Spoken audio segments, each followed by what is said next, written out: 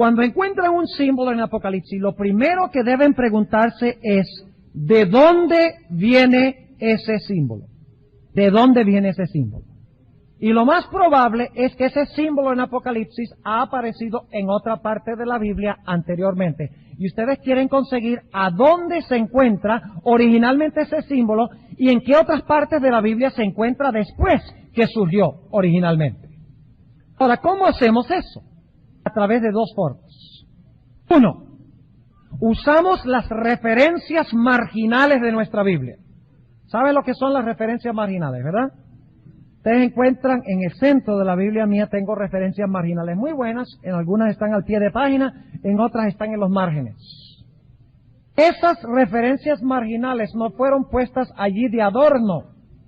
Juegan una función muy importante, aunque la mayoría de la gente nunca las usa. De que cuando encuentran una referencia marginal, por ejemplo, encuentran en el texto la letra C. Eso significa que ustedes van a la C que encuentran en el margen. Y esa C les va a mandar a otros versículos a donde se usa esa frase o a donde se usa ese símbolo. Y muchas veces ir a esos otros lugares nos va a explicar qué significa el símbolo en el libro de Apocalipsis.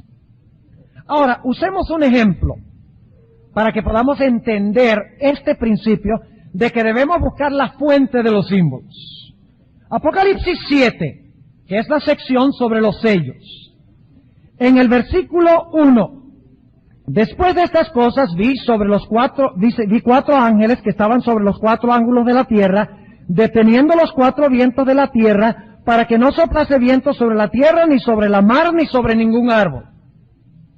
¿Qué significa eso? Ni sobre la tierra, ni sobre el mar, ni sobre ningún árbol. ¿Qué significa eso? Hablando de que nunca va a soplar el viento sobre el mar, ni sobre la tierra, ni sobre los árboles literales. No. Porque Apocalipsis está hablando en lenguaje ¿qué? Simbólico. Ahora, inmediatamente nos preguntamos, ¿qué representa un árbol? ¿Qué representa un árbol? Porque el árbol es un símbolo. Ahora, ¿cómo sabemos qué representa el árbol? En el margen de mi Biblia, me dice que yo debo regresar al Salmo 1. Así que yo vuelvo al Salmo 1. Y dicho sea de paso, mientras están buscando el Salmo 1, el segundo lugar donde ustedes buscan los significados de los símbolos es en una concordancia bíblica. Es una herramienta valiosísima, una concordancia. Porque si ustedes quieren saber qué es un árbol, qué representa un árbol, ¿saben lo que van? A la concordancia y buscan en la concordancia, en orden alfabético, la palabra árbol. Y les va a dar todos los lugares en la Biblia a donde se usa la palabra árbol. ¡Qué tremenda fuente de información! Ahora, en el Salmo 1 nos dice que representa un árbol. Dice en el Salmo 1 y el versículo 1 al 3, bienaventurado el varón que no anduvo en consejo de malos, ni estuvo en camino de pecadores, ni en silla de escarnecedores se ha sentado. Antes en la ley de Jehová está su delicia, y en su ley medita de día y de noche. ¿Y ahora con qué se compara esa clase de personas? Ustedes lo saben, lo han leído muchas veces. Dice en el versículo 3, y será como el árbol plantado junto a arroyos de aguas, que da su fruto en su tiempo, y su hoja no cae.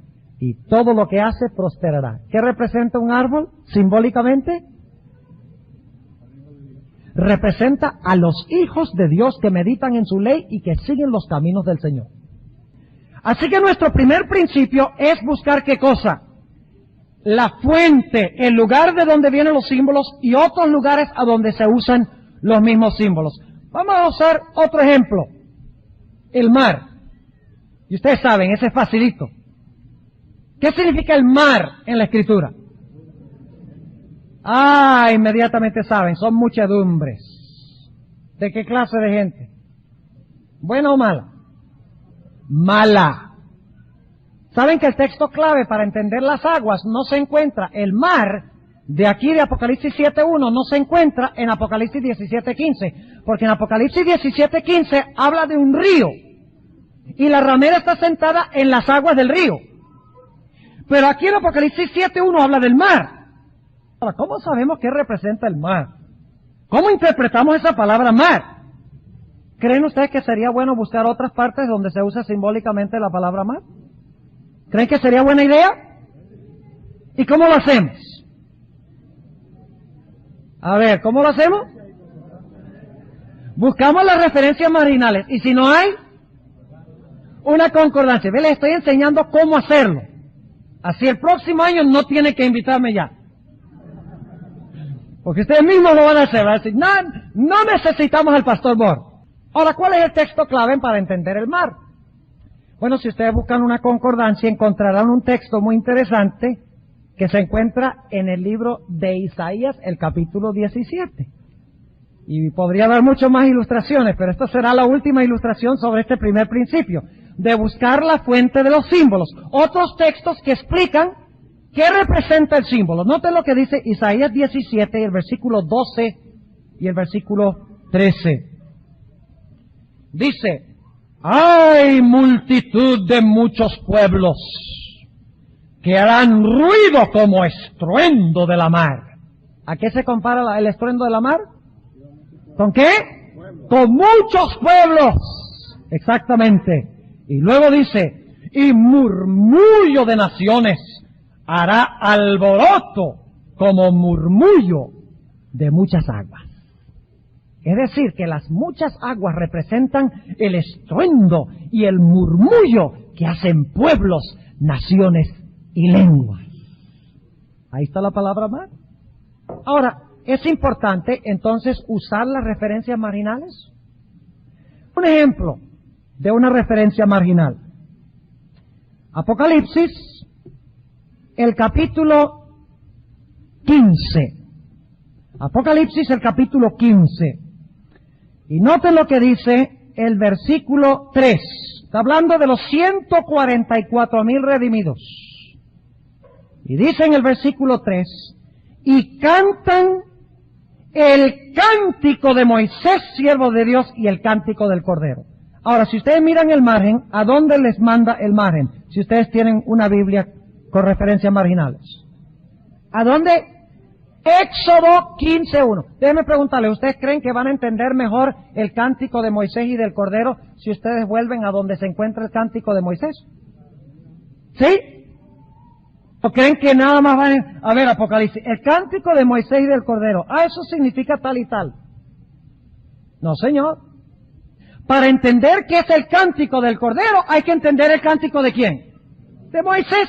Hay que regresar a la fuente del símbolo. Yo le digo, hay más de 500 símbolos en Apocalipsis que vienen de otras partes del Antiguo Testamento y de otras partes de la Biblia. Ahora, hay 4 fuentes especiales que tienen que estudiar a diestra y a siniestra, fuentes de símbolos. Les voy a mencionar cuáles son. En primer lugar, deben saturarse en el santuario. Deben entender el santuario a diestra y a siniestra porque el libro de Apocalipsis está saturado del santuario. Si ustedes no entienden el santuario, no van a entender Apocalipsis. Así de sencillo es. Por eso es que las iglesias no adventistas no entienden ni Apocalipsis ni el santuario. Porque Apocalipsis y el santuario van ¿qué? Enlazados. ¿Saben ustedes que cada escena introductoria de Apocalipsis empieza con una visión del santuario? Pero todo se basa en el santuario. Desde el capítulo 1 hasta el capítulo 22, el santuario es el centro. Tienen que entender el santuario. Segunda fuente que deben entender, pero a diestra y a siniestra, la historia del profeta Elías. El libro de Apocalipsis está saturado de simbología de la historia de Elías. Así que ustedes tienen que entender a Elías a diestra y a siniestra. Tienen que desayunar, almorzar y cenar con Elías. Y con el santuario. Tercero, el éxodo de Israel de Egipto. El libro de Apocalipsis está saturado de símbolos y referencias al éxodo. Por ejemplo, en Apocalipsis 12 habla de la mujer que huye de la presencia de la serpiente al desierto, donde tiene un lugar preparado por Dios, donde es alimentada por 3 años y medio. ¿De dónde viene esa terminología? ¿Quién fue el que tuvo que huir de la presencia de una mujer apóstata? Y Dios le había preparado un lugar a donde lo alimentó sobrenaturalmente por 3 años y medio literales. Elías. Pero noten que dice que Dios le dio a la mujer 2 alas de grande águila. ¿De dónde viene eso? Viene de Deuteronomio 32, donde Dios dice que cuando sacó a su pueblo de Egipto, los colocó en alas de grande águila para sacarlos de Egipto. Así que hay que entender la simbología de la historia del éxodo de Egipto. Y en cuarto lugar, la fuente más usada en Apocalipsis es la historia del éxodo de Israel de Babilonia después del cautiverio.